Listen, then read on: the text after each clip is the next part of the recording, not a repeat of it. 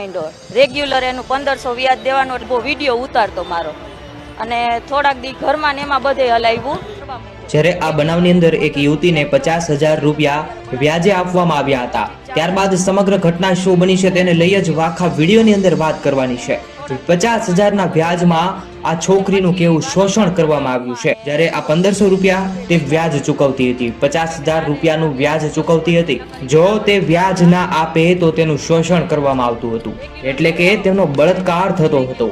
હાલમાં મિત્રો વ્યાજ ચૂકવવા માટે એવું કામ જે છે તે તેમને કરવું પડતું હતું, તેમનું શોષણ થતું હતું। જ્યારે આ દ્વારા તેમને દીકરીએ પોલીસ ફરિયાદ નોંધાવી।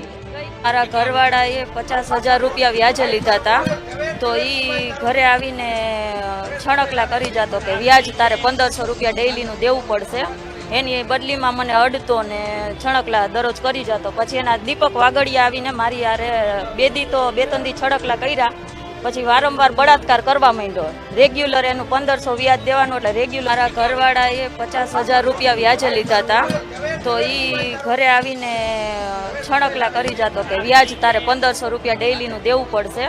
એની બદલીમાં મને અડતો ને છણકલા દરરોજ કરી જતો। પછી એના દીપક વાગડિયા આવીને મારી યારે બે ત્રણ દી છડકલા કર્યા, પછી વારંવાર બળાત્કાર કરવા માંડ્યો। રેગ્યુલર એનું 1500 વ્યાજ દેવાનું એટલે રેગ્યુલર મારી યારે બળાત્કાર કરતો। અને ઓલો અજીત ચાવડા છે ને, એ ઊભો વિડીયો ઉતારતો મારો અને